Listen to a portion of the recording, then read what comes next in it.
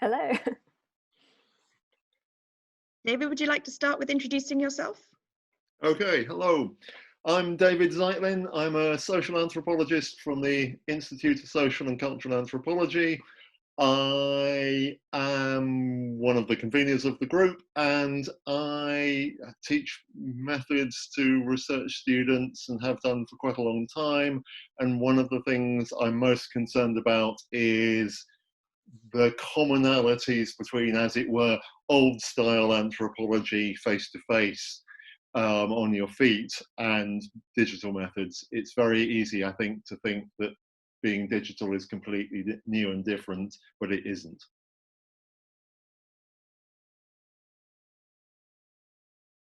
Are we having me next, or is it Bill? And Bill, if you'd like to introduce yourself. I'm sorry. Yes, I'm Bill Kelly. I'm a co-founder of OxDEG and have been involved with OxDEG since its beginning. I guess it's been almost a decade, hard to believe, along with David and Theodora more recently. My main research is the anthropology of Japan, but I'm also very interested in methods like David, and particularly recently digital methods. This is based on some research that I've done in this area and I'm expecting to do, but maybe more so recently on the teaching I've done. And I think my main contribution may very well be through the lens of the many students that I've been engaged with in this area, and to hopefully contribute based on the sort of issues I'm familiar with them encountering in this area. Thank you. And I'm Theodora Sutton. I'm a PhD student at the Oxford Internet Institute. I, for my project, have done an ethnography of a group of digital detoxers who go to a digital detox retreat.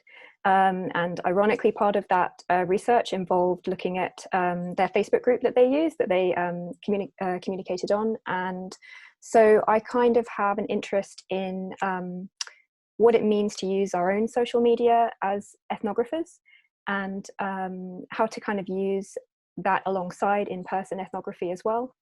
Yeah, and I've been helping to do the social media for OxDEG and organise OxDEG for a little while now.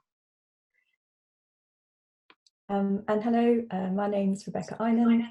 I'm an associate professor here at the University of Oxford. I have a joint appointment between the Department of Education and the Oxford Internet Institute. And so my work really looks at the intersection between education, the internet, and inequality. And I do all sorts of different kinds of projects underneath that banner. I'd describe myself, I suppose, as a mixed method researcher, but primarily qualitative. And I have to confess, although being a huge fan of digital ethnography, I probably do the least of true ethnography on the panel, although I'm very lucky to supervise the brilliant Theodora. But I do use an awful lot of methods from that tradition. So I use quite a lot of different kinds of digital methods to get at people's experiences, understandings and behaviours in relation to education and inequality. And I suppose for me, one of the big questions, and I think might come out a lot in the discussions today, is that I think we often think about the digital and digital methods as a kind of second-class option, and face-to-face is a kind of gold standard. And I think it's really important to move away from that and to sort of see it as just another way to do research, and sometimes can be a far better way to do our work. And so to not sort of see it as a second best kind of approach. But I'm really looking forward to the questions and discussion today.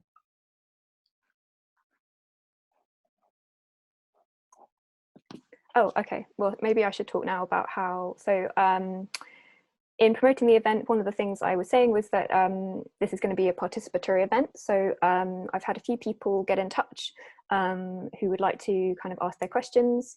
If you also have questions as we go, that would be wonderful. If you can either, I think there's a way you can wave, or you can enter your question into the Q&A.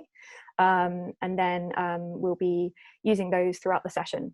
But we're going to start off with the ones that people have submitted beforehand, if that's okay. So if Sarah Pan Algara is here, don't know how it works, whether she's here.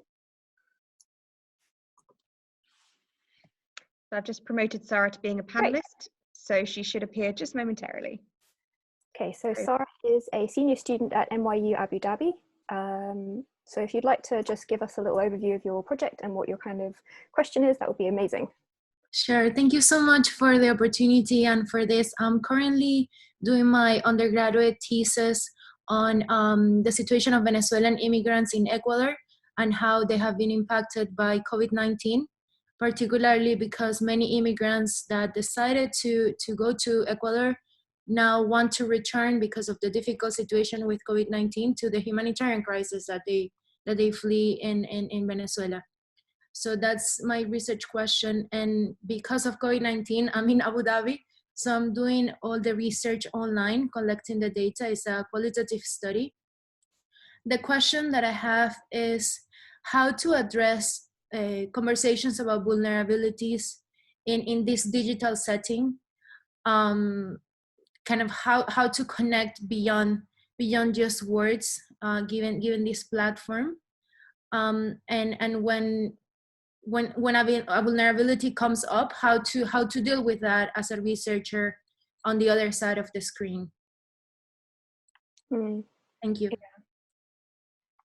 Does anyone have any ideas to kick us off?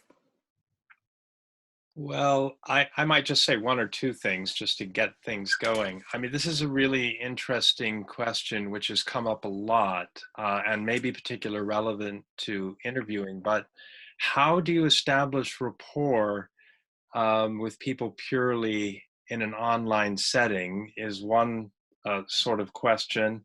And yeah, and also I'm thinking about sort of conventional field research where you are able to say that you're doing some research on something, but people see you in many other contexts. So you may go into the field and you announce, I'm a researcher and I'm doing this, and then you're doing other things with these people. And my experience has always been they kind of forget about the research after a while.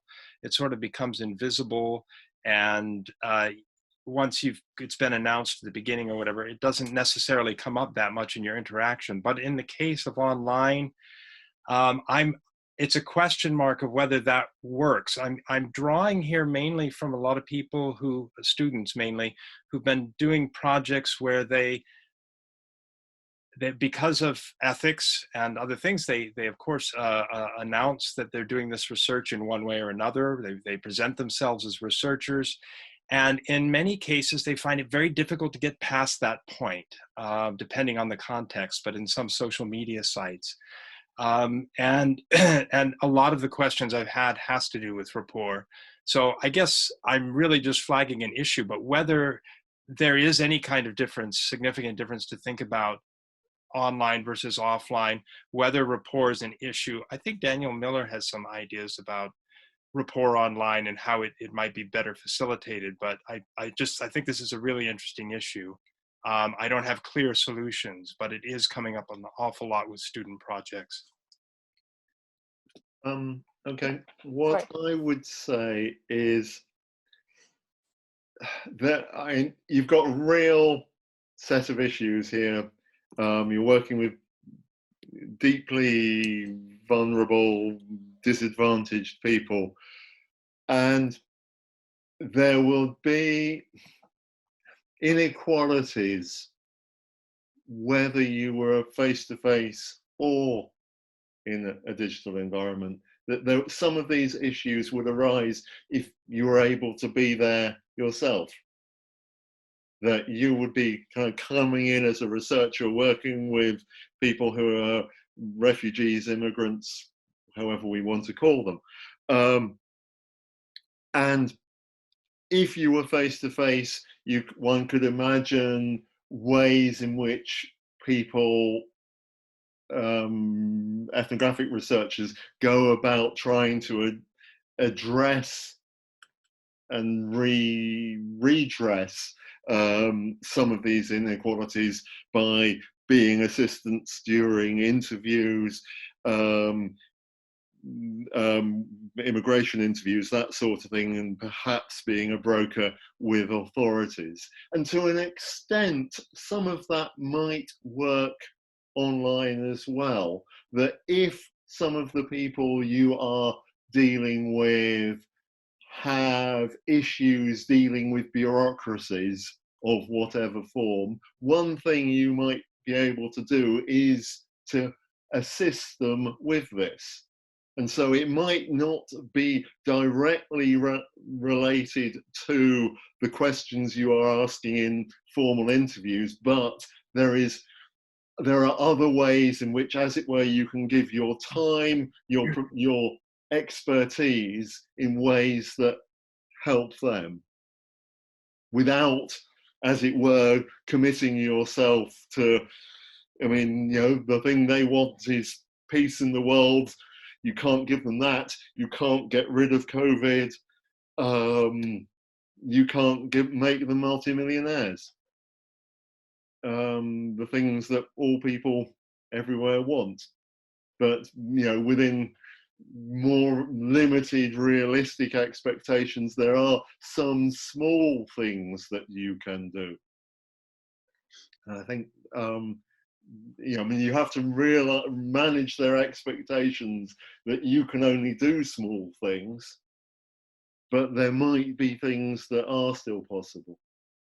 Can I add something? I think we've also just got another comment saying that rapport, I think rapport is likely to be missing in virtual study. But I don't know about that. And I feel like there are two issues here, because you've got the issue of, which isn't a purely online problem, which is your emotional relationship with your participants, and the literature. I mean, is it Anne Oakley who's also written about that, Rebecca, who about the necessity for acknowledging the emotional relationship with your participants, and then there's also the way of connecting with them in a way that's going to really work for them and help them feel comfortable with you. And Rebecca, I know that we've talked about that in your class. Could you talk about that maybe? Yeah, sure. I think it's a really important question and an issue that we all struggle with. And I think one of the things additional to what we've already talked about is that we could perhaps think about the affordances of the different digital modes that you can use for interviewing, and how you might be able to use those to build rapport over time. So, you know, whenever we engage in interviewing of any kind, we don't just have a one-off hit with people, we have this kind of constant conversation.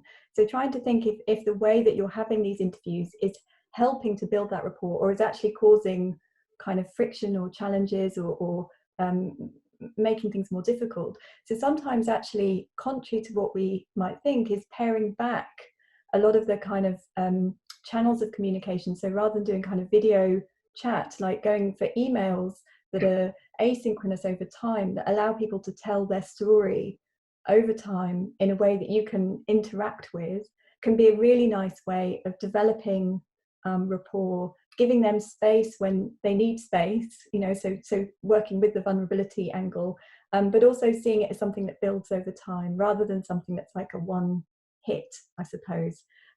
So I think we often think that the best way to build rapport is to have as close to face-to-face as we possibly can, but I don't see that in interviewing. Sometimes I think paring it back can be really helpful. Some of the most effective interviews I've done are kind of telephone interviews, where you strip back an awful lot of what's going on and you just focus on what they're telling you, and you really think about what you're going to say to them next. Because, you know, there's sometimes a lot of cognitive overhead, isn't there, with trying to manage their emotions and your expression and all of those kinds of things at the same time.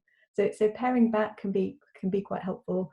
And sort of unrelated, but might also help, is and relates to David's point as well, I think maybe thinking about how you provide information about your study, a place where they can go for extra information or extra support after the interviews with you, so that they don't feel like they've just been interviewed and then you've left them. So trying to think about how you continue that support or conversation afterwards, even if it's through a website of sources or a blog post, or, you know, all those kinds of things can be quite helpful. But it's a challenge for us all, but it sounds like a fascinating study. I don't know if there's time to add one comment, but I'm just reminded of Danny Miller's work on an English village. And one of the things he said is that there can be strangely a more intimacy because of where people are situated when they're online.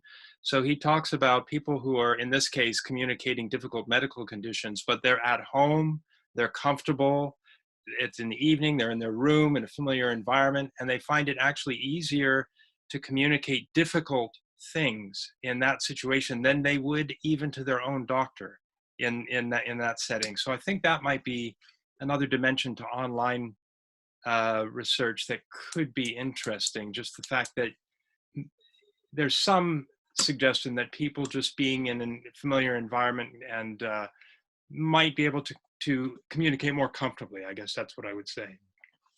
Yeah, and I think that the kind of answer generally is that just because something's digital doesn't mean that you can't make people feel comfortable or safe with you, and that something, depending on who they are, maybe you need to kind of test them out and find how they're going to be comfortable, or find out what they're using already and what they're the most comfortable with, to help put them at ease. Yeah, we had a follow-up from that original question that basically said what you just said, Bill, about about this idea that some scholars have found that online communication does put people at more ease than otherwise. So so that's helpful. Sarah, has that been helpful? Yes, this is amazing. Thank you so Great. much. Really appreciate it. Excellent. Okay, so shall we go to our next question? Let me just find it. So I also heard from Ariel Sheen, who is a doctoral student and a project manager for a Social Science 1 project. Ariel, are you there? You might be muted. Yeah, I think you're muted. Okay. There we go. Okay, there we go. Hello. How are you? Yes, I'm one of the candidates that was chosen to participate in the Social Science 1 project. Our focus of investigation is also on Venezuela. Our project is looking at the relationship between Venezuela and the United States, and specifically Venezuela's connections to political events in the United States. It would be my contention right now that all of the riots that are going on here right now has multiple direct connections to Venezuela. By using a very large amount of data, we've brought together a non-SQL database, and we're using methods that have been established previously within governmental publications to designate certain groups and individuals as front groups and subversive groups established under the HUAC Commission. So I have two main questions related to this. First is, what ethical considerations should guide my publications related to saying that, you know, X group, Y person is connected to an organization that would be defined as a communist subversive organization? And the second question that I have is, how should I approach both academics and activists in relation to this kind of project? And I'll give you two examples of specific issues that I have. I found through my research one very high-ranking at a prestigious university scholar that has published verifiably false information, both within his academic writings, and also provided this information to two separate governments, the UK and the US. And I found another researcher whose doctoral thesis openly goes into their welcoming of Venezuelan communist influence on their academic and political activism work. So I've tried to contact some of the people within the Venezuelan state media, and their immediate response has been to cut off communications and not engage with me. And as I imagine, as I hope that people, at least within the information field, would want to communicate with me, how I should possibly approach that. And those are my two questions. Thank you. Does anyone have any thoughts? Yeah, okay, I'll go first. Ethics on publication, I think, is quite straightforward. That the injunction on publication is that it is not our job as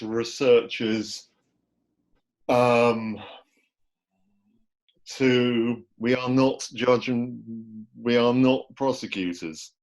So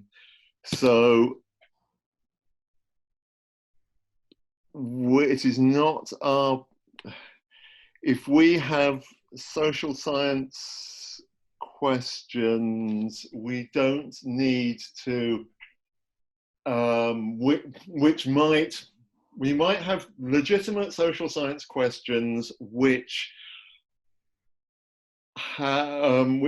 mean that we have to address the possible, what do I want to say, the possible wrongdoing on the part of point of view of individuals, but it's not for us to actually get those people into trouble. So I think that is where issues about anonymization come into play, and the more serious the offence is, the more important, the more work you have to do to anonymize. If law enforcement agencies, basically law enforcement agencies most of the time can do a far better job of research than we can. There are instances where it's where that's not the case, but those are very few and far apart. How to approach people, again, it's, what would I say? I'd say that if you think that you have evidence that a senior academic has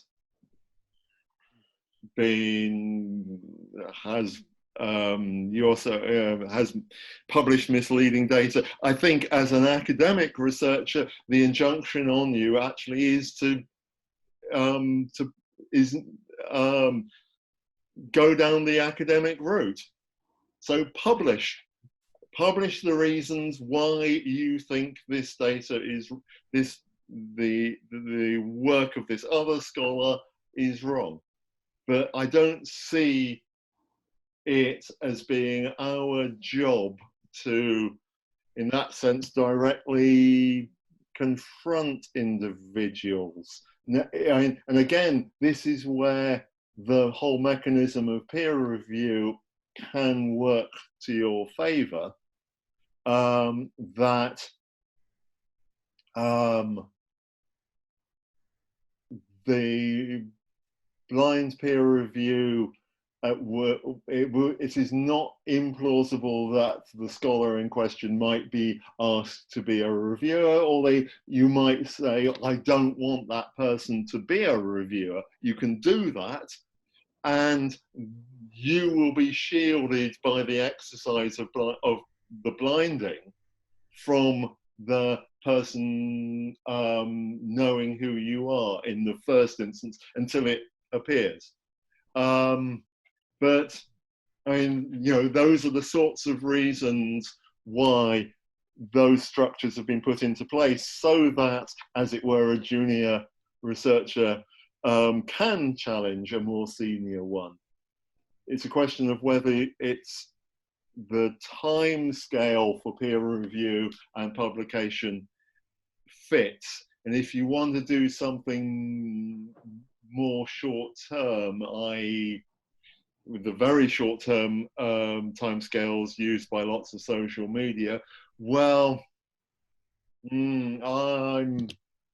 I suppose, that is taking it out of academe. Fine, but I'm not going to get engaged. This is, he says, as someone with a Twitter account, which I think I've used once. So I'll shut up. That's more than me. Did you have something, Rebecca, or? I could chip on the first question about the ethics of using this data and how to, thinking about issues of ethics and how to anonymize the data and so on. And the Association of Internet Researchers has a really good set of guidance. I don't know if you've come across that, which provides huge amounts of information about how to make ethical decisions, about how best to promote or to use this kind of data. But in general, I think if people haven't given consent to you know, you using their data in a way that they can then be identified, then that's often a significant problem. So you really have to think about how you can potentially hide these individuals, or get or why, if you can't hide them, you know, the ethical justification for that. So we often suggest that if you can access this data, you should anonymize unless you can get consent, basically, or you should just look at general patterns, rather like typologies of groups of people, rather than individuals, with examples that people can easily trace back to that individual. But the Association of Internet Researchers has a great set of advice on how to do that, and the kinds of choices we have to make as researchers that go beyond kind of legal requirements into that. So I'll definitely take a look if you haven't already. And I think on the kind of publication question, another organisation that's worth looking at is COPE, which is a kind of organisation designed to look at kind of questions around publications where there are problems, and gives you kind of decision trees about how best to react and how to deal with that. And we could put a list of links up afterwards, I guess, couldn't we, you know, to give you some of those. Yes, I can share around a few links and resources after this, definitely. I'm making a list of them now. Ariel, has that been helpful? Yes, it has. It's a very different perspective than what I've been getting. As you know, Colombia's had a civil war for over 50 years with over 250,000 people killed and 2 million people displaced. And the kind of sentiments that I've got was, well, if we could help stop it happen in the United States, let's do what we can to make that happen, because the amount of open source intelligence that I've been able to find on this has been kind of freaking me out a little bit. I mean, nobody's talking about over $700 million going to the United States from Venezuela for political reasons over the past 12 years. And it's, I think, something that is very contentious, and I want to make sure that I approach in a way that's not going to cause me problems with publication or other sort of ethical reviews in the future. Mm. Yeah, well, I hope that you can figure it out, and I hope that it's I hope that that's been helpful. I think that we can move on to the next question now, if that's okay. So the other person who got in touch was Esther Sarah Tenberg. Are you here, Esther? Esther is a PhD student working on anti-Muslim discourses on Facebook in Myanmar. So Esther, if you are there, if you can tell us more about your research and your question for us. Yeah, hello. Thanks for this opportunity. I'm a PhD student at the Norwegian School of Theology, Religion and Society in Oslo. And I am looking at anti-Muslim discourses by Buddhist monks and laypersons on Facebook in Myanmar. And that in the context of the upcoming general elections in Myanmar and an expected rise of anti-Muslim agitation, basically. And because Facebook is such an important platform in Myanmar, I am basically forced to do my research on Facebook. And since the API closures and now Facebook is rolling out its new design, I find it very difficult to set up good ways to structure my data collection, to make sure I'm not missing important developments that are maybe not in the spaces that my main informers are engaging on. And I've been trying to get access to CrowdTangle. I've written them a request, but they haven't responded. And I feel like CrowdTangle would be the easiest way to work with Facebook. But yeah, I don't know how other research, my institution is not really digital. It's not a digital research institution. It's more focused on religion. And I am a bit at a loss to find ways to engage with Facebook or to engage with data from Facebook. So I would be very, very glad for any recommendations that you have. I'm not familiar with CrowdTangle. Can you tell me what that is? Well, CrowdTangle is a platform bought by Facebook, which they give access to it to media organizations and market organizations, where they curate. They have a very good search feature on there. They curate some sort of timelines. You can query Facebook for your searches and your interests. They have like COVID-19 panels where they condense data from Facebook on CrowdTangle for you. And it would be good, like this is one of the main, whoever I've asked said, like, if you want to do research on Facebook, you need CrowdTangle. And CrowdTangle, they write that they want to expand the access for researchers, but they don't give information on how. Yeah. I know that Facebook have kind of shut down, I mean, in the last few years, shut down a lot of access to researchers. And I knew friends who had projects for their PhD who were going to study Facebook and had to kind of completely redesign their project. So I understand how difficult that must be. Does anyone have any thoughts on this question? I'm wondering, this panel is a bit light on that expertise, but I'm wondering if Peaks is on the call. As possibly yes, they Isabel, might have. is Peaks here? If not, we can put you in touch with people at the Internet Institute who would be much better able to answer this question. Well, that would be awesome. I don't know if Peaks is here, but oh yes. Yeah. Okay. Oh yes. Peaks, I think you're muted. So I've promoted Peaks to panelist. I don't know if they're ready to talk yet.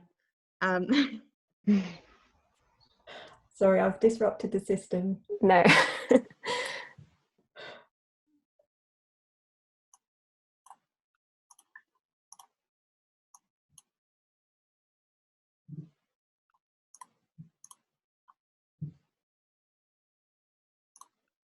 Does anyone else have any further points while we wait and see if Peaks is available? I will just send them a message, but yeah, sorry, if anyone has any other points, or if not, if you just wouldn't mind waiting for a couple of seconds. I guess my initial kind of reaction to the question is just more about what you can learn without that kind of more of a big data approach or coding approach. Like if you can, you know, glean an idea of what's going on just by engaging with these groups yourself, at least for now. But yeah, I mean, what I've done so far is I've kind of snowballed myself into the network, and I found some interesting sites and groups and profiles. And it's going to be a more qualitative study anyway. I'm not looking for big data.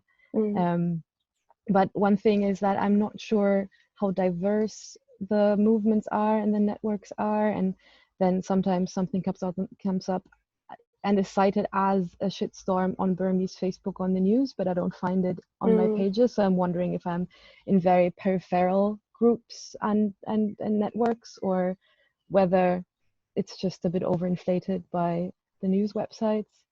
And so I think if I would find a way to do more systematic searches rather than just the snowballing, and I think the algorithm of my research profile has become very set already. So it's difficult to find information outside of the groups and the context that I've established, basically. Yeah. That's interesting. What you've made me think, though, is that I think you could be happy, you should be happier at the idiosyncratic profile that you've ended up with. In a sense, don't worry so much about representativeness, if I can say that word, and you know, the set of groups that you've ended up with are going to be idiosyncratic, but every group is idiosyncratic.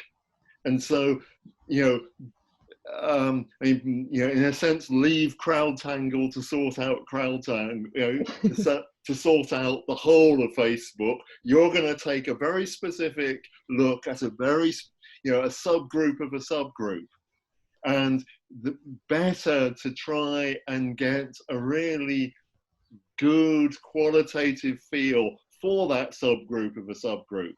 So aim at, as it were, comprehensiveness of one particular discussion group on a group on Facebook, rather than sampling lots and lots of different ones. Mm. And then when, you know, this goes back to old anthropology versus sociology debates, we're going to do one really detailed study and let the sociologists do the statistics and place that your idiosyncratic study in a wider context. Now, to an extent, you can do a bit of both, but if CrowdTangle don't come back to you, then I wouldn't worry so much. Just, I would zoom in rather than zoom out, if that's not confusing with software names. No, thank you. That's a very good advice. Yeah, I'm at the beginning still. I'm in my first year, and I would like to make sure that I have an idea where I'm zooming into, basically, from where, yeah. But snowballing is the way to go. Mm.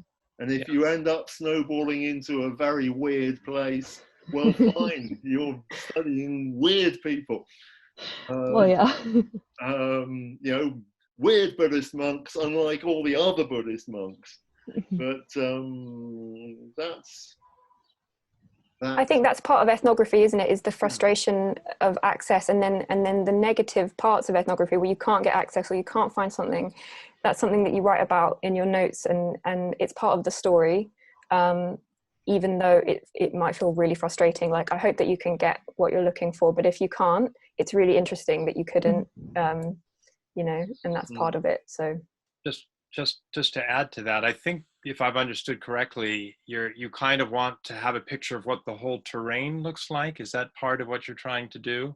And I just want to second David, and I have to admit I'm coming from an anthropological angle here as well, but you can, there's a kind of reverse way to do that, which, I mean, I'm talking mainly through student projects, but there's a lot of information about groups within your group. People have been members of other groups, and they're familiar with the terrain from the perspective of being a longtime participant. So that's another way to kind of understand a little bit more about the wider, but through the lens of the groups you're already in. And so I'm very much echoing what David has already said, but it's a way to look outward from being already inside, rather than trying to start by getting the overall picture of the terrain and then finding out where your group is placed therein, if that makes any sense. So I'm delighted to say that Peaks is now available to help. Oh, excellent. So Peaks, over to you. Hi, I'm so sorry to have missed some of this discussion. Still getting used to the Zoom panel arrangements here. I unfortunately heard a lot of the answers, but I actually missed the initial question. Do you mind just repeating the question for me? Well, the basic question is, how do I get access to CrowdTangle? Or equivalent. or equivalent, or other ways to systematically work with Facebook data in a way, or query Facebook in a bit more systematic way than just snowballing myself through it. Oh gosh, I guess I assume that you've emailed them already and asked, but and you've considered other similar data sources, like other social media sites. It sounds like that's not an option. Not an option. Unfortunately, no. It's about Myanmar, and Facebook is the main venue where everything happens. I see. Yeah, Facebook data is quite hard to get access to, so I think that David's suggestion of snowball sampling or putting out ads to recruit participants is another trick for, I think basically, or creating an app, I guess, is another thing that people do, and collecting data through apps, but without getting individual people's consent, it's a pretty difficult one. We also just have a contribution to the Q&A that just asks about this issue of not using big data to look at Facebook groups, and whether there are kind of any resources that we can share on looking at Facebook in that way, that are kind of more humanistic in that way. I mean, in my PhD work, I've been doing that. I've not been using big data to study a Facebook group, and I just basically interacted with it myself, made notes about it myself, and then took screenshots to have my own kind of database of things that happened.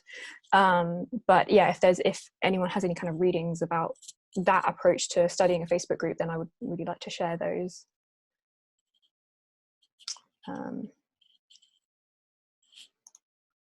But yeah, Esther, I hope that that's been a little bit helpful, even if we haven't really answered the question. Yes, thank you for sure. I mean, it's also a good reassurance to be like, I'm not completely off and I can do it the way I've been doing it so far. Yeah, okay. Thank you. All right, great. So we also had Davina, who wanted to ask a question. So I'm not sure if Davina is available yet. There we go. Davina, if you can tell us about your research and what you'd like to ask. Hello, so am I audible? Sorry? Am I audible, I asked? Yes, yes, we can hear you now. Yes, okay, great. So I am a PhD student from India, and I'm working on young people's in the age group of 10 to 18. Their uses, practices, and experiences in social media. So what I've already done is I've completed one round of interaction, which was an in-depth interview with them. And then the second thing that I did with them was they took me on a guided tour of their social media profiles. So some picked Instagram, some picked TikTok. And I also have permission from some of them to follow them on these platforms. So the selected participants of the entire lot are the ones who've given me all the necessary data, the interview as well as the tour as well as the permission. And this little subgroup is the one that I'm going back to for a second round. Unfortunately, before I could start the second round, COVID-19 hit. And since these are children, I don't want to take any risks, although India is sort of coming out of the lockdown. So the second round is going to be via either voice or video chat. Now, I've already had a rapport with them. I've sort of maintained that rapport by following them. So they've, liked my posts. I've liked their posts. We've shared stories and things like those. So what do I need to be mindful of during this second round? So that's one question. And the second question is, my aim is to essentially go back to them so that my research is a little more collaborative, where I'm not just extracting their experiences, but I'm also, I'm basically hoping to open up the theorizing of their experiences by doing the second interaction with them, by asking them for their reflections, for their thoughts on the summary of the transcript of the first interaction, as well as some questions based on the social media interaction that we've had.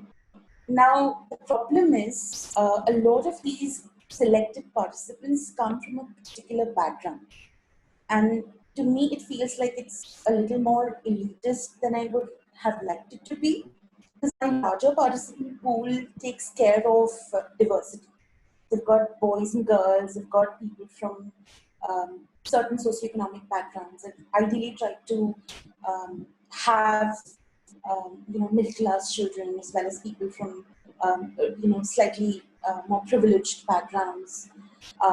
Some people who don't even have their own phones, so they use their siblings or their parents' phones, and they still manage to have profiles and things like those. So, is my collaborative research going to end up being elitist? That's my second question. Okay, great. Thank you very much. Oh, we've got a notification sound going around. Musical. Firstly, I love that idea of the guided tour of their social media. That sounds like a really nice method to be using. So that was, does anyone have any thoughts on those two questions? Yes, yeah, I think that sounds really interesting, and I do quite a lot of work with young people, so I love all of the methods that you're using. It sounds really great to me. I think in relation to the first question, thinking about the ethics of moving it online, it's kind of interesting, isn't it? Because you've already sort of moved online with them, you know, to some degree. So I think one of the challenges probably is just to make sure that they still understand they're part of a research project, so that they don't start to feel like you're almost a friend rather than a researcher. So maybe re-going through the consent processes, just making that a little bit clearer, it is important, because it could kind of slide into something where they share lots more than they would perhaps if they positioned you back as a researcher. So just being a bit careful about that, I think. I think giving them some prompts, maybe not necessarily the transcript, but some prompts about the kinds of ways you're starting to theorize about it. I mean, obviously you wouldn't use like theoretical resources necessarily, but to give them a way in, perhaps then letting them set the agenda, maybe sending you photos or sending you a set of comments before you have another online interview, might be a nice way to help them take control and then feedback to you. I think that could work really well. I don't think ethically there's any bigger issue than, because they know you, because they've already kind of consented to be part of research. I think as long as you kind of go through the consent procedures, I don't think it would be ethically any different. It's always a problem that the people who are using technologies more and are more willing or more able to be part of research projects because they've just got, you know, better resources and all those kinds of things, often are people who are better off and all of those kinds of things. I think as long as you're aware of the group that you have and aware of the differences between this group and other groups, and to try to position that in a way that doesn't kind of make the group you have the kind of good example and everybody else a kind of lesser example, because sometimes we get into a bit of a way of writing that causes problems that way, then I think it's fine. You know, I think having such rich data that really looks at the digital and social is really exciting, and so you should just be really pleased that you have that range of methods with that particular group, and it would give you, you know, an opportunity to go back and do more postdoc work or whatever with other groups who are sharing mobile phones and things. It might give you an insight into how best to capture their experiences, maybe in a different study. So I wouldn't worry about it being elitist. I think it's just, you know, it's kind of similar to the question we just had. It's about saying, this is the group I know I have, and everybody is important in different ways, and you know, this is this story, you know, and it's just one story amongst many. So that's my kind of thoughts about it. Thank you. Can I just add to that? I mean, in a way, Rebecca has just said the key thing I wanted to point out, which is the connection between your question and the previous one. That, in a sense, the important thing is that you are aware of how unusual your sample is, and that you don't overgeneralize, but you say, these are my informants, this is how they see the world. And you can then, you maybe in a postdoc or whatever, you can do something that helps position that set of informants in a wider context. But you don't kind of necessarily need to do the full sociological profiling, a full representative sample yourself. The only other thing I thought about about collaborative research, and again, this actually relates almost to the very first question we had when working with refugees. One thing that you might be able to do is work with some of these informants, some of your informants, to basically do editing work for them on their profiles, that they might want to do kind of something about, I mean, they're young, so that it's less about a life story, but then you could imagine some sort of, this is my story or the story of my family. And you could do, so that you could ask them to contribute raw material, you do work on that raw material, which you send back to them, and you go to, and actually the important thing then for you is to document the to and fro process. And the things that they like, the things that they don't like about your suggestions in themselves become data. And then there is a really interesting long-term process where will they feel the same about this stuff in 5 years' time? Will they feel the same in 10 years' time? And this is where it becomes really important not to destroy data, not to anonymize the data, the data that you hold. You might want to anonymize in publication, but in order to preserve the possibility of doing follow-up research, it's really important that you keep the contact details. And because you might want in 5 years' time to go back to these people and say, well, this is how you wanted to present yourself then, how do you want to present yourself now? You need the original and something new to have a contrast.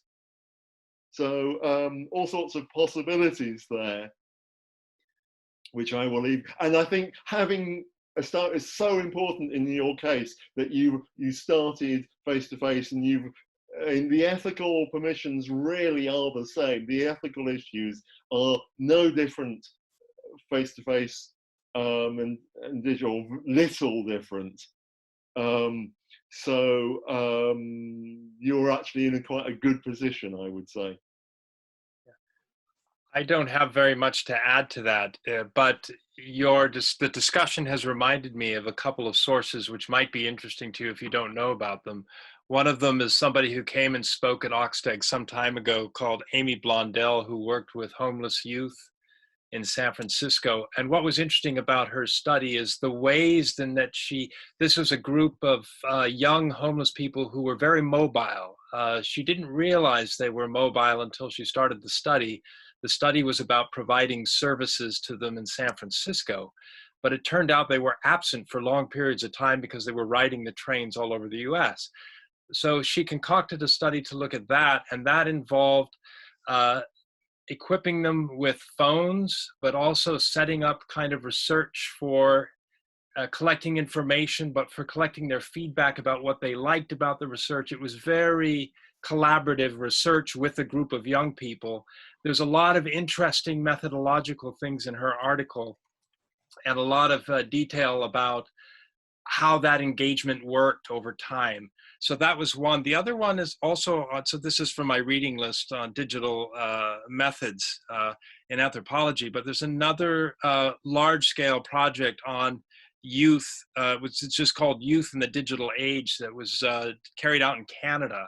And also some really interesting methodological experimentation, not only involving the researcher and the young, but between the young. She did some interesting things there. So those articles might just be interesting to give you some ideas of what other people have done with young groups. Also, I think there's issues there of, obviously with the homeless one, vulnerable youth, youth with many different kinds of vulnerabilities, and then I think some class issues and status issues, those sorts of things in Kate's work. So I don't know if there's an easy way to send you those, but they may be interesting for you.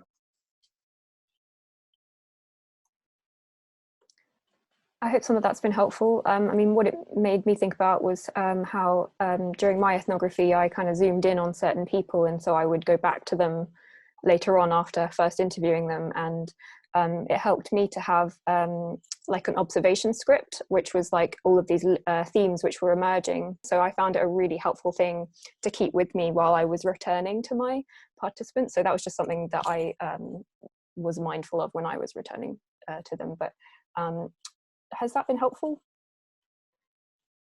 generally, Davina? Okay. Yes, absolutely. I mean, especially some of the pointers that you gave me about the awareness of the larger group that you're working with, the subgroup, and I had no idea about these two studies, so thank you so much. And yeah, also the going back and the follow-up research. Yes. Yeah. Okay. Well, thank you very much for your question. And I think next up we have a question from Belinda. Belinda Glover, who I think is ready to speak now, maybe? Hello, yes, I can see you. Yeah. Okay. Hello, everyone.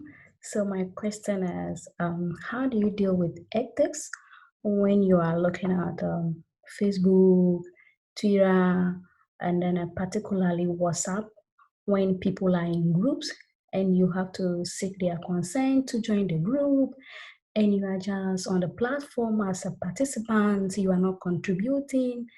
How do you get ethics? And then how do these people have confidence in you? I know for some time they kind of forget that you are even on the platform, but initially you need to seek the approval. And how do you go through all these processes? And then how do you get the ethics, to navigate all these social media platforms? Thank you very much. I think you've just outlined quite a lot of the kind of ongoing debates in this area. So if anyone wants to run with one of those. Yeah, I can. I think ethics is a fascinating area and always really challenging with these digital spaces. So again, I think the Association of Internet Researchers does a really good job of setting out some of these issues and also encouraging us to really look at each instance in its own right. So I think it's difficult to kind of give blanket statements often. It really depends on the community that you're studying and how they feel their space is. So sometimes legally spaces can be open and public, but they might feel like it's a private space that they're only talking to their community. And so sometimes while legally you might be in the right to kind of use that data, ethically it might give you more problems. So really trying to figure out who you're researching and how they kind of experience the digital space that you're interested in is quite important. In general, things like Twitter, where arguably people are talking to the world, they're out there trying to get their voice across, then it's kind of seen as more acceptable to take that data and to use it in any way you wish. Although often people debate the extent to which you would want to make a certain person visible in that data. So again, you could get consent from that person afterwards if you wanted to use a particular tweet from them, for example, or you could say, well, Twitter, it's an open deal, right? So it's up to you whether to name them or not. WhatsApp groups cause much more challenges because they are closed groups, and like you say, you tend to need to get permission. Sometimes there might be, the moderator of the group is the best way to get in and ask if you can join, and then ask if you can use that data for research. And in all sorts of different modes, people use different strategies. So you might, for example, be part of a forum, and you might link in your profile to a page about your research so people can remember that you're a researcher or find out about your research. And again, it's about using the data carefully. So while you might be able to make general claims, when you're using specific comments or specific interactions, then you might want to get extra permission. But it's a very blurry area. It depends partly on ethics boards and the kind of legal frameworks of the people that you're working with and all those kinds of things. But I feel like the Association of Internet Researchers is a really nice, balanced way of getting us to reflect on it and decide for those participants in that digital context, this is the best way to go. But there's no right answers, I don't think. Okay. Thank you. Anyone else? I can say, I'm just thinking of a case actually that kind of highlighted this for me. really what Rebecca's talking about, that this is still a difficult area to navigate. But it was a student who, and she may even be online, I'm not sure if she is, she can identify herself if she wants to, but she is a visiting student here at the university who's doing a PhD elsewhere, in her case in Brazil, which has a very different ethics regime. So she was trying to sort out, you know, what the ethics should be for her project, and she's conscious of the ethics regime in Brazil, which applies to her PhD, but she's also conscious of the ethics regime in the UK, where she's a visitor. And the other interesting thing about this project was that when she actually was doing the research in individual groups, individual social media groups, there was different reactions to ethics from the moderators, for example. Some of them would say, well, that's not the best way to approach this group for various reasons. So, and they would suggest a sort of alternative. So if they were coming and saying, I want to identify myself as a researcher and do this, they would kind of have a different perspective completely from the academic university ethics regime. So, it's very complicated. I don't know if Caroline is here, but if she is, I know that she had questions that she might like to present herself, but that's a case that's in my mind that really highlighted some of the complicated issues that people are encountering. That's all I want to say. Thank you. Great. I know that we have some readings that I can share about that talk about a lot of these issues afterwards as well. So I'll definitely circulate that around afterwards. Okay, sure. Okay. Thank you. All right, great. So who do we have next? Oh yes, I was just going to address what Megha had said, which is it possible to share the reading list by Dr. Kelly? Which I can definitely also share afterwards. If you can send that to me, Bill, afterwards. Yes, I can do that. Okay, great. Okay, so we don't currently have someone queued up, but I was hoping to answer a question from Sarah. Sarah's here. She's on screen for you. Hi. Oh, I can see you now. Great. Yes. Could you ask your question, please? Hi. I don't know if you can hear me. Yeah, we can hear you. So I'm also starting my second year of PhD, and for the summer I'm doing research that's only on Facebook, given the situation. You can't really meet people. And so my sort of research question was, how do women's only groups have conversations about relationships that are different to how they would more publicly on the news feed on Facebook? And I don't have any trouble with the amount of data that's there. I am trying to figure out how to handle the sort of ethics of the research, like we were talking about. Most of it, you could study it. You could study how people are responding to one another pretty much as you would any sort of written conversation. Like, it's ready-made field notes and you can just analyze it. But I'm wondering about this idea of maintaining an anonymity of people's identity, but then also the sort of rigor of the research, of saying that this really happened and these people do exist, and so maintaining the two things. Yeah, okay, that's a really good question.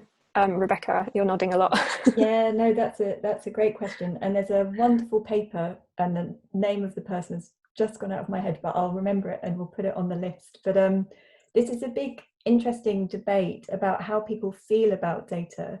So you have to remember, like, a long time ago when people used to do qualitative methods, we didn't even record the conversations. You know, we didn't have a true transcript of the conversation. We just had notes that people used to make their observations and to talk about what they found. But increasingly with technology, because we capture more and more of the interaction, we feel like somehow that's like the truth. That's the truth of what happened. And if we don't kind of replicate it, that we're somehow you know, not doing good quality research. And there's a growing literature actually kind of pushing back on that a little bit to say that, you know, as researchers, you know, you use the data with, you know, and you use it carefully, but the ways that you write about it or the ways that you provide your evidence don't necessarily have to provide this kind of very specific examples of transcripts. You could even, so this paper I'm thinking about, they talk about how they make up quotes that reflect what they're trying to demonstrate rather than give a precise quote. So they protect the anonymity of all the participants, but they still communicate what they found. And it's, I just think it's a really interesting set of questions about feeling like we have to be using our data in particular ways to enhance the quality, whereas perhaps we've kind of gone too far in one direction. So it's generally seen as really good practice in ethical research where you can to not directly quote and to either paraphrase or to kind of change usernames and all sorts of things to make sure it's not searchable. The challenge is that often it is searchable and people can be found quite quickly. So there's this kind of tension, isn't there, between the data and being ethical, I suppose. But I'll definitely, as soon as I stop talking, I'm sure I'll remember this paper, but we'll send it. And, you know, it gives a confidence, I think, and a kind of justification for us not to always feel like we have to use a quote directly in order to evidence our claim, because that's quite a positivist way of thinking about the world. And I think sometimes we've gone too far in that direction, whereas our own notes and our kind of claims should perhaps be sufficient sometimes. But it's fascinating to deal with that tension. I don't know if the paper you're thinking of is the Tracy Big Tent one, but I think I should share that paper as well, just because, you know, it talks so much about that idea of the story that you're telling being important and being different from positivist research, in that you have a, what are some of the words that describe good qualitative research? Kind like of rich rigor, trustworthiness, those kinds of phrases. Yeah, that's a brilliant paper actually. It's not the one I'm thinking of. This is very specifically about making, you know, creating paraphrases and how you use these sorts of data. But I think the Big Tent one is a perfect one to include in the list. It's a really good one for us, for all to remind ourselves that qualitative research is kind of different to other ways of thinking about the world, and so we can kind of defend that a bit more, I think. And David, you had something to say as well. Yeah, thank you. What I wanted to say, I wanted to pick up a very specific thing that you said, Sarah, about anonymization. And I think it's really important to distinguish anonymization in publication from anonymization in the data that you have collected. They are completely different things. I've already said something about the importance of not anonymizing your data to the previous questioner, because it enables long-term research, follow-up research. If you have truly anonymized, you can't. The thing that you've raised, though, about validation, having the unanonymized data in a way allows you to address that, at least because you can say in a publication, I have archived the unanonymized data. It can't be made publicly accessible because of ethical concerns. But if another researcher is prepared to sign up themselves to these the same ethical permissions as because your informants are giving you an ethical permission, but you have given a different source of consent to them, that you will protect them. So I think it's then valid for you to say, well, I can share the unanonymized data in some very, very constrained circumstances, which protect the informants. But You know, it's not an either or thing. For example, I mean, the clearest example are census data. British census data is embargoed for 100 years. After 100 years, it all goes out.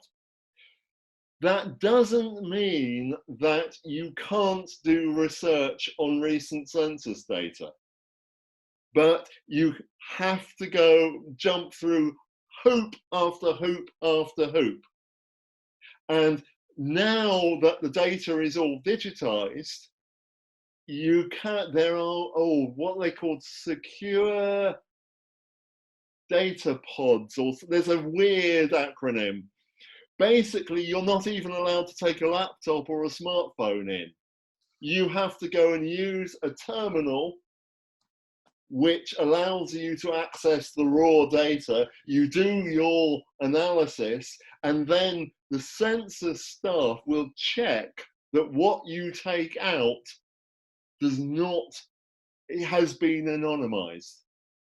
So you can, as it were, look at the data and think about it, but they are, in order to protect the people who have given this data, they are going to constrain you for a long time. Now, you're sufficiently young that you might say, fine, well, I'll just wait another 50 years, and then I'll look at the full data. But it seems to me that that is the right sort of way of going. It's not one thing or another. There are hybrid solutions available.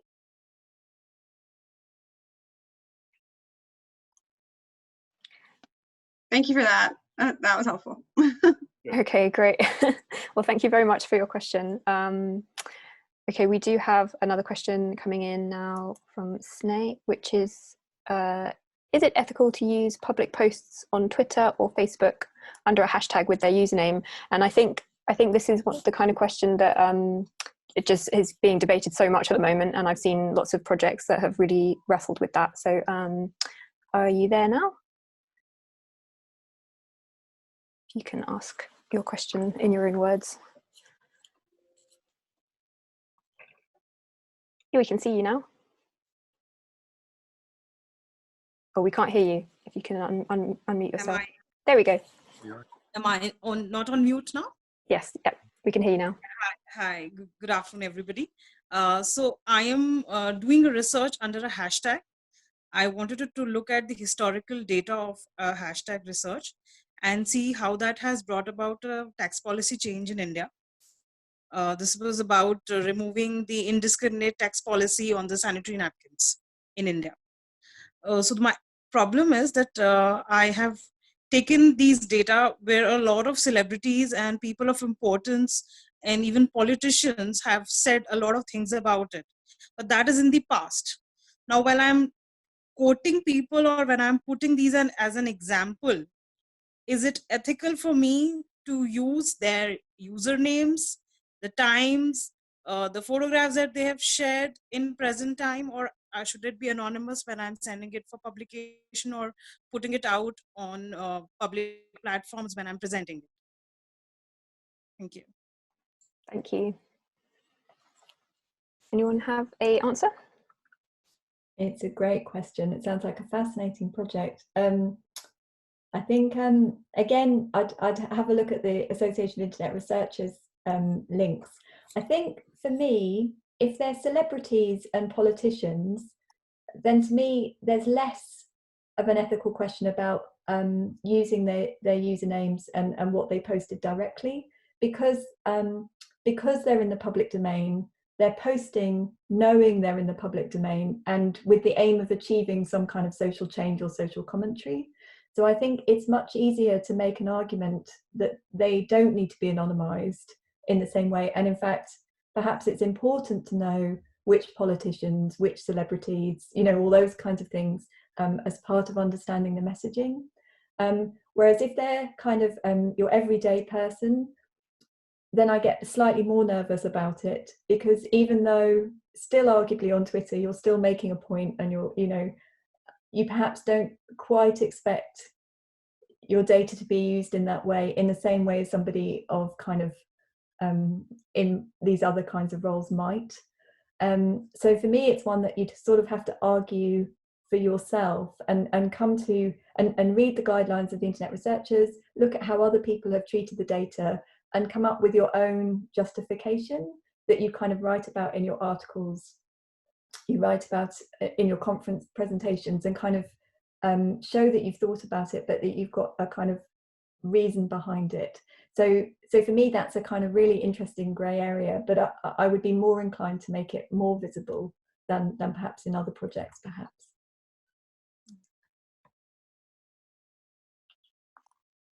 Anybody else?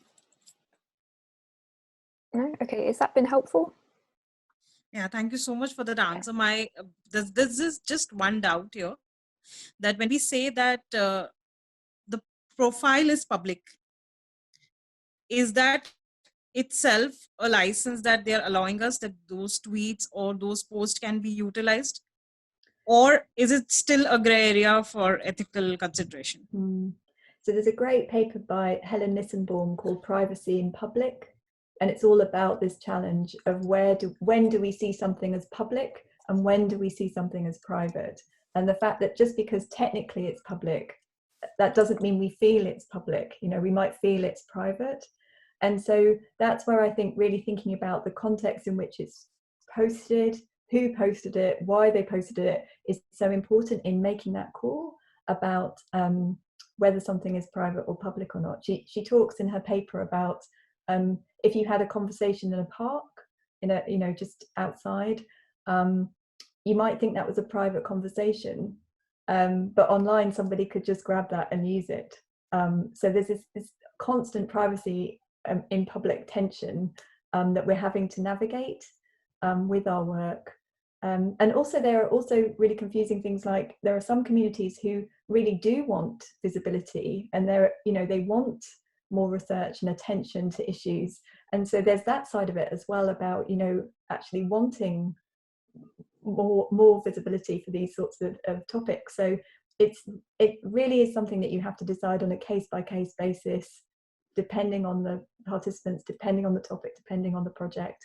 And it's a really interesting decision that I think we all have to make. But it's certainly not always true that we should just take this data and use it. Thank you so much. Also, having the confidence to write about that decision in the work as well, not just sort of making it behind the scenes, but saying like, I took these contextual factors into account, and that's why it's happened this way in your methods kind of section. Thank you. And can I just add one little thing, which is about anonymization in general, that although I've said several times today about anonymization in publication, I think it's ethically very important to remember that some people may want not to be anonymized and have their names there. And we need to respect those requests. We might want to go back to them and say, are you really sure about this? But yeah, I mean, there are good instances where people are saying, how dare you take my name off me? These are my words, these are my acts, I want recognition. And it's not for you as a researcher to unrecognize me, which kind of turns the conventional arguments for anonymization on their head, which is something I think it's important just to keep in mind. But yeah.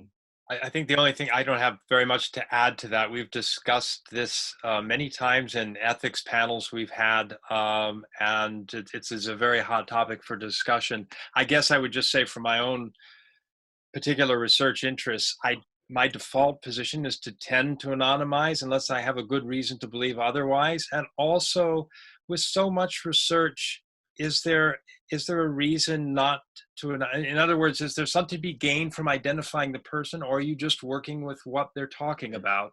Do you need to identify them?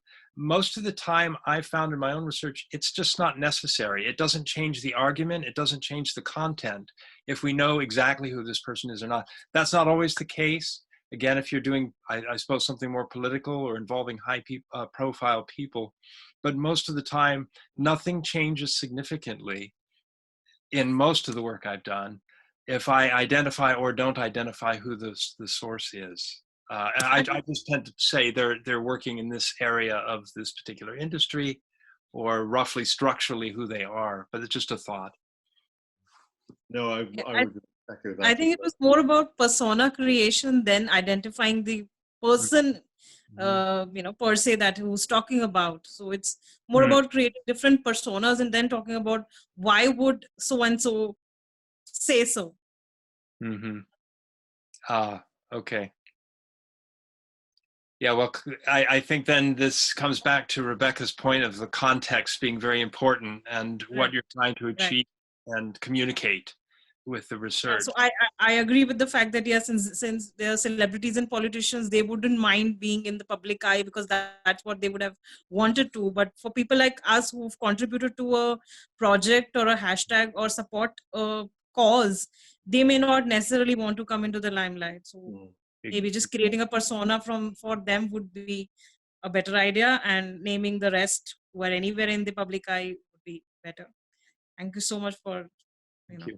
I think there's just one more thing that I'm thinking of, which is, I think a lot of the time when we anonymize, it's like we want to do it 100% so that it's completely impossible to track that person down. But actually, I think there's the argument that sometimes you can anonymize just enough so that it's a little bit hard for someone to track them down. If it depends how vulnerable they are. Obviously, it completely depends on the context, but there is that argument of like, I'm just going to make that first step a little bit difficult if anyone was going to like try and hunt these people down and be mean to them, So I don't know if that's helpful. But I think this is just one of these conversations that is, like you say, a hot topic in internet studies. But yeah, I hope that's been helpful. Thank you very much for your question. So I think that's our last question, unless anyone has a really urgent question and wants to click the button to say that they're waving with a question. I think we're going to wrap it up there. So thank you so much for everyone who submitted questions. They've been really, really on topic, current dilemmas that are really ongoing, and I hope that this has been really helpful. Does anyone else have anything to say? Only that we are hoping to have a virtual program for the autumn term. So watch this space. Yeah, we've gotten to grips with this now. This was an experiment, so I think if we know what we're doing on here now, then maybe we can run some more of these. And thank you to Isabel and Theodora for organizing everything. Yeah. Our first webinar. Thank you, and yes, thank you, Isabel, who's been in the background throughout this event. So I think that's everything. Oh yeah, and how do we get to know if there'll be more events? Well, basically, I will circulate information about that on the OxDEG mailing list, on the OxDEG Twitter, and on the Facebook page. So you should see it if you're following any one of those. And all of the events are listed on the OII website. So that's a good place. You can always check in and see not only the OxDEG ones, but also everything else we're running as well. Yeah. Thank you so much, panelists. Thank you everyone for your questions. It's been lovely to hear you all this afternoon, and we wish you all a pleasant day, evening, night, wherever you are. Thank you. Thank you. Thank you.